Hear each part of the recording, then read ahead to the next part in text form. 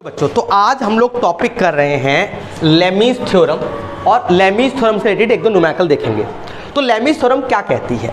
हम लोगों ने पैरेललोग्राम थ्योरम में एक छोटी सी बात देखी थी, वो ये देखा था कि पैरेललोग्राम थ्योरम के अंदर अगर आपके पास दो फोर्सेज हैं जो एक ही जगह से या तो निकल रही हैं या एक ही जगह पर आ रही हैं, ऐसे देखा था हमने। ऐसी फोर्सेस जो एक ही जगह से या तो अराइज हो या वहीं पर आके वो मतलब मर्ज हो जाए, उन फोर्सेस को बोलते हैं कनकरेंट फोर्सेस। CONCURRENT। कनकरेंट का मतलब होता है एक ही जगह से आना या निकलना। जो कनकरेंट फोर्सेस होती हैं, अगर वो दो फोर्सेस है तो उसका हम उसका जो रिजल्टेंट फोर्स आती है, वो रिजल्टेंट फोर्स हम लोग किससे निकाल लेते हैं? उसका पैरेललोग्राम बना के निकाल लेते हैं। ये हमने अब तक समझा। लेमीज थ्योरम में हम क्या देखेंगे? अगर मान लीजिए आपके पास एक कोई ऐसा सिस्टम है जहां पर एक पॉइंट पे दो से ज्यादा फोर्सेस हैं, तीन फोर्स हैं वगैरह वगैरह, तो उसको सॉल्व करने के मैं तुम्हें दो मेथड बताता हूं। लेमीज थ्योरम करने से पहले उसको क्वेश्चन को हम कैसे करते, हमारा अपना मेथड भी हमारा है, वो कैसे करते वो देखते हैं। मान लीजिए हमारे पास कुछ सिस्टम ऐसा होता कि यहां से कोई एक धागा आया या कोई खींचा हुआ किसी ने, और खींचने के बाद इसको इधर खींचा ऐसे और ऐसे नीचे खींचा, तो किसी वजह से इस पे भी खिंचाव है, इस पे भी खिंचाव है, इस पे भी खिंचाव है। मान लेते हैं इधर से खींच रखा है 50 न्यूटन से, इधर की तरफ वेट लटका हुआ है और ये लटका हुआ मतलब W न्यूटन, और यहाँ पर इस तरफ यहाँ पर ऐसे, यहाँ पर है आपका जो टेंशन है, टेंशन भी खिंचाव होता है, यहाँ पर टेंशन है W न्यूटन, W है यहाँ पर। आपसे बोला गया W और T की वैल्यू निकालो। हालांकि हमने जो अब तक थ्योरम पढ़ी है पैरेललोग्राम थ्योरम, हमें पता है कि भाई हमारे पास कोई दो कनकरेंट है, तीनों कनकरेंट फोर्सेस, तो हम इनका पैरेललोग्राम निकालेंगे और लगा देंगे। उससे भी आसान, अब देखो वेरिएबल कितने हैं? दो, फोर्सेस कितनी है? तीन। ऐसे जहां पर भी केस तुम्हें दिखाई दे तुरंत लेमीज थ्योरम लगा दो। लेमीज थ्योरम काम करती है एक मैथमेटिकल लॉ पे जिसका नाम होता है साइन लॉ। क्या नाम होता है? दो तरह के लॉ होते हैं, एक साइन लॉ, कोसाइन लॉ। ये बताता हूं।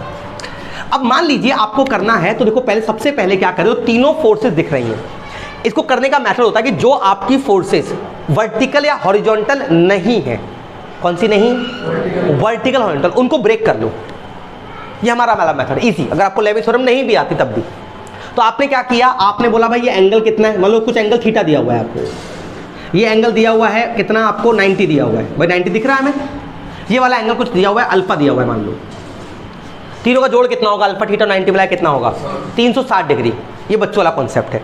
तो लेमीज थ्योरम जो क्वेश्चन सॉल्व करते हैं, तीनों का सम हमारा 360 होता है। फिलहाल अभी मुझे क्योंकि टी के दो कंपोनेंट करने हैं, तो टी के मैं दो कंपोनेंट कैसे करूंगा? मैं टी को यहां लेके जाऊंगा ऐसे करके, एक कंपोनेंट यहां ब्रेक होगा और एक कंपोनेंट यहां ब्रेक होगा, हाँ या ना? तो हमें ये वाला एंगल पता होना चाहिए तभी तो ब्रेक कर पाएंगे। नहीं बात समझ आई? हमें ये वाला एंगल पता होना चाहिए तभी तो ब्रेक कर पाएंगे। भाई ये तो पता हो, ये गामा है, थीटा है, अल्फा है, क्या है?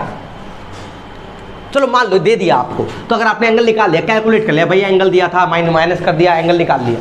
अब तुमने एंगल निकाल लिया, एंगल निकाल के तुमने दो कंपोनेंट कर दिए। बताओ ये गामा एंगल है मान लेते, तो ऊपर वाला आ गया T cos गामा, ये वाला आ गया T sin गामा। बात समझ आई?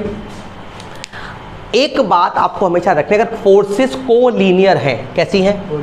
एक ही लाइन में, वेक्टर में मैंने बताया था, दोबारा फिर बता रहा हूं, अगर वेक्टर या फोर्सेस कोलीनियर है, दे कैन ऐड और सब्सट्रैक्ट डायरेक्टली। उनको डायरेक्टली आप ऐड कर सकते हो, डायरेक्टली सब्ट्रैक्ट कर सकते हो। तो हमने क्या किया, ऊपर की तरफ कितना है?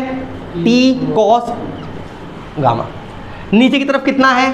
W। ये बराबर हो जाएगा, शॉर्ट ट्रिक समझो, सिंपल। ऊपर वाली फोर्स से नीचे वाली फोर्स के बराबर हो गया। क्यों? अभी बताऊंगा। समेशन ऑफ fx जो होता है वो 0 होता है। ये थोड़ी देर में समझेंगे, इसको छोड़ दो अभी। ये वाला इसके बराबर हो जाएगा, तो क्या हो जाएगा बताओ? T, तो ये y वाला है और ये समेशन ऑफ fx होगा। T sin गामा बराबर कितना हो जाएगा? 50 न्यूटन। अब गामा हमें पता होगा, गामा पता होगा, T की वैल्यू आ जाएगी, T की वैल्यू यहां रख दोगे, गामा पता होगा, W की वैल्यू आ जाएगी। ये तरीका होता है, हम लोग कंपोनेंट ब्रेक करके भी क्वेश्चन कर सकते हैं। लेमीज बोले नहीं, इस सब की जरूरत नहीं है। लेमीज का पूरा डेरिवेशन, लेमीज ने बोला इस सब फालतू की जरूरत नहीं है। बहुत सिंपल तरीका बताता हूं मैं। तो लेमीज ने तरीका क्या बताया देखो। लेमीज बोलते थे कि अगर आपके पास तीन कंकरेंट फोर्सेज हैं, कितनी? तीन। ये लेमीज जो एक्चुअली कह के गए थे वो डिप्लोमा में नहीं पढ़ाया जाता, बस हाँ पढ़ा दिया जाता है। तो एक आपकी फोर्स है ऊपर की तरफ, इसको मान लेते हैं F1, एक फोर्स इस तरफ है, इसको मान लेते हैं F2, और एक फोर्स नीचे की तरफ है, इसको मान लेते हैं F3। दिख रही है? F1 F2 F3। मान लेते हैं F1 F2 के बीच जो एंगल है वो अल्फा है, F1 और F3 के बीच जो एंगल है वो बीटा है, सॉरी यहाँ वाला, सॉरी ये वाला बीटा है, और F3 F1 के बीच जो एंगल है वो गामा है, अल्फा बीटा। और तीनों का सम कितना होगा? 360। लेमिस बहुत सिंपल सी बात बोलते थे कि आप यहाँ पर एक नियम लगाएं। देखो हमें कोई कंपोनेंट ब्रेक नहीं करने, हम कंपोनेंट ब्रेक करेंगे, बराबर रखेंगे, तब सॉल्व कर देंगे। फिर अगर इतना ही करना होता तो लेमिस काय को पढ़ते? लेमिस बोलता है F1 डिवाइडेड बाई, हालांकि पूरा डेरिवेशन है वो आपको अलग से वीडियो मिल जाएगा। अब यहाँ देखो F1 डिवाइडेड बाई जो बाकी दोनों के बीच एंगल बन रहा है, ठीक है। फिलहाल मैं क्या कर रहा हूँ, इस वाले एंगल को जानबूझ के मैं अल्फा लिख रहा हूँ, इस वाले को मैं बीटा लिख रहा हूँ, इस वाले को मैं गामा। इसका रीजन बताऊंगा, आपके बुक में ऐसे दे रखा है। तो F1 डिवाइडेड बाई बाकी दोनों के बीच बनने वाला एंगल, बाकी दोनों फोर्सेस कौन सी है? F3 F2, इनके बीच एंगल कितना बन रहा है? अल्फा। तो लिख देंगे साइन के साथ, साइन अल्फा बराबर होगा F2 डिवाइडेड बाई F2 के अलावा बाकी दोनों के साथ बनने वाला एंगल कितना है? बीटा। क्या हो जाएगा? Sign beta. मैकेनिक्स उतनी हार्ड नहीं है, बस आती नहीं है। बराबर F3 डिवाइडेड बाई बाकी दोनों के बीच बनने वाला एंगल कितना हो जाएगा बताओ? Sign gamma. याद हो गया? अब देखो, अभी इसी क्वेश्चन पे आते हैं। ये है टेंशन T, ये है आपका 50 न्यूटन, ये है आपका W। 3 फोर्स मिल गई। आपको ये एंगल पता होना चाहिए, ये एंगल पता होना चाहिए, एंगल पता होना चाहिए। ये एंगल आपको अपनी नॉर्मल आंखों दिखाई दे रहा, 90 डिग्री है, दिख रहा? ये एंगल मान लेते हैं गामा है, ये मान लेते हैं अल्फा है। बताओ, लगाओ लेमिस थ्योरम इसके अंदर। तो क्या होगा?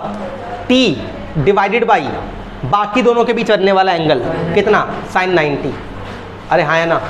बराबर इसके बाद 50 डिवाइडेड बाई बाकी दोनों के बीच बनने वाला एंगल साइन अल्फा बराबर W डिवाइडेड बाई बाकी दोनों के बीच बनने वाला एंगल कितना आ जाएगा?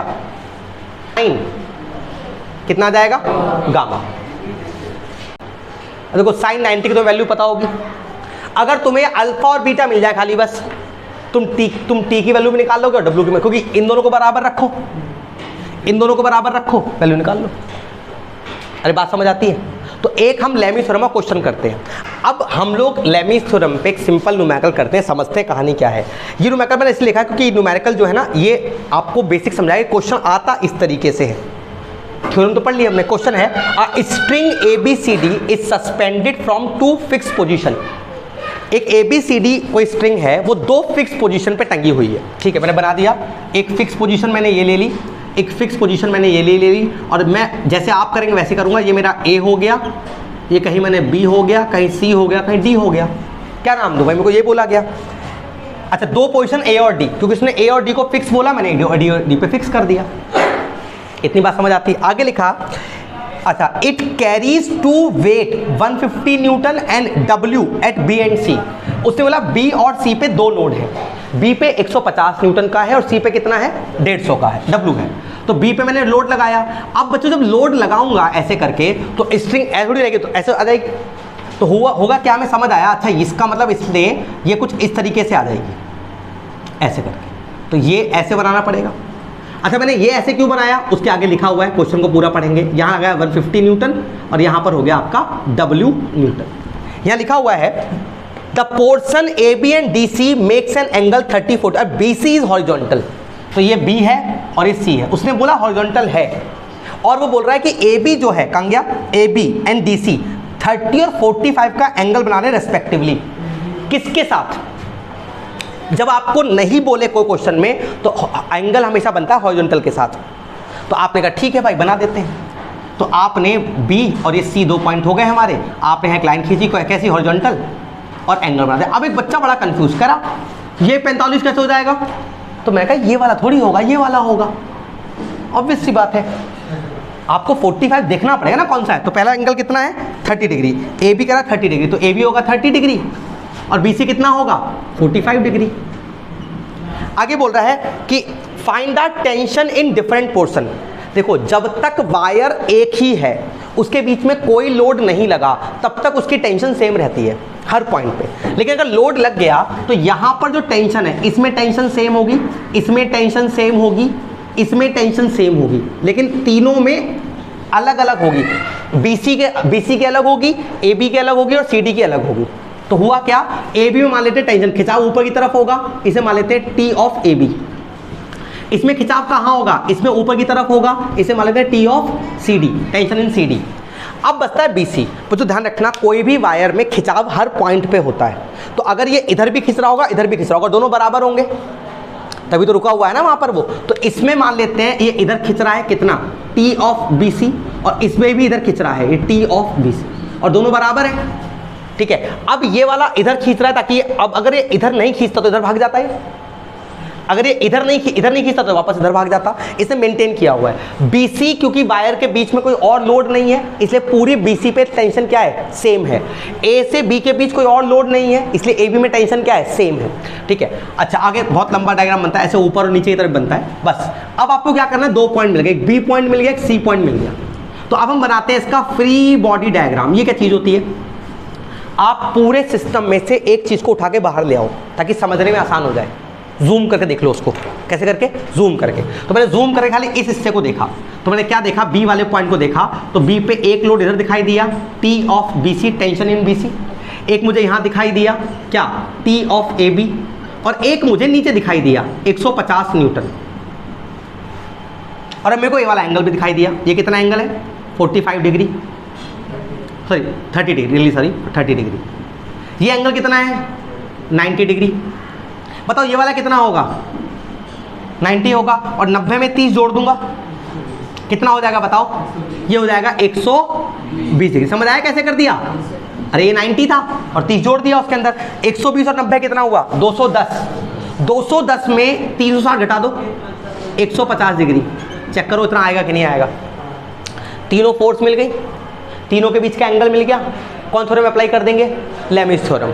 चला, अच्छा अब देखते हैं एक बार इस वाले पोर्शन के लिए। एक तो हो गया नंबर में, तो हम लोग लिख देंगे यहाँ पर tension in AB divided by, इसके अपॉन में कौन सा एंगल आएगा, साइन 90, बराबर tension in BC divided by कौन सा एंगल आएगा, साइन 120 डिग्री, बराबर 150, और डिवाइडेड बाई कौन सा एंगल आएगा, साइन 150 डिग्री। अगर आपको साइन 150 की वैल्यू नहीं समझ आती तो निकाल देना, 90 + 60 होगा, 90 + 60, हाँ तो आपका वो cos 60 हो जाएगा। सॉल्व कर लोगे यहाँ से, ये पता है, एक बार इसको बराबर रखो, BC निकल जाएगा, इसको इसके बराबर रखो, AB निकल जाएगा, बाकी सब दे रखा है। अब देखो सेकंड वाले का, अगर मैं C वाले पॉइंट को लूँ तो C पे एक टेंशन इधर है, बताओ कितने की है, टेंशन इन CD। एक वेट कहाँ है, नीचे है W, एक इधर लग रहा है, कितना है बताओ, ये T ऑफ BC, जो हम यहाँ से कैलकुलेट कर लेंगे, यहाँ रख देंगे वैल्यू उसकी उठा के। अब आपको तीनों फोर्स मिल गई। अब एंगल देख लो, ये एंगल कितना है, ये आपका 45 डिग्री, इसमें 90 ऐड करो, 135 डिग्री, कितना हो गया, ये पूरा का पूरा हो गया 135 डिग्री। ये कितना है, 90 डिग्री। ये बताओ कितना बचा, बताओ 135 + 90 कितना हुआ, 225। 360 में से कितना घटाऊं कि 225 आ जाए, 225 माइनस कर दो, 10 में से 5 गए 5, यहाँ बचा 5 में 2 गए 3, यहाँ बचा 135 डिग्री। 135 ही होगा, हाँ 135 ही होगा, 135 डिग्री। चेक करो सब कुछ ठीक है, सही है। तो अब आपको क्या करना है, अब आपको अगेन 3 फोर्सेस मिल गई, जिसमें आपको TBC कहाँ से निकालोगे, यहाँ से निकाल लोगे, जगह T of BC divided by इसके अपॉन में कौन सा एंगल, साइन 135 डिग्री, बराबर T ऑफ CD डिवाइडेड कौन सा angle, sine 90, equal to W upon sine 135। आपको ये निकल जाएगा, इसके बराबर ये रखोगे TCD निकल जाएगा, इसके बराबर ये रखोगे W निकल जाएगा। अगर ये क्वेश्चन लेमीज से ना करके कंपोनेंट ब्रेक करे करते तो भसड़ फैल जाती। पहले इसके 2 कंपोनेंट करते, फिर इसके 2 कंपोनेंट करते, इसमें टाइम लगता। समझ आया। तो अभी फिलहाल पीलेमिस थ्योरम पे क्वेश्चन करो, बाकी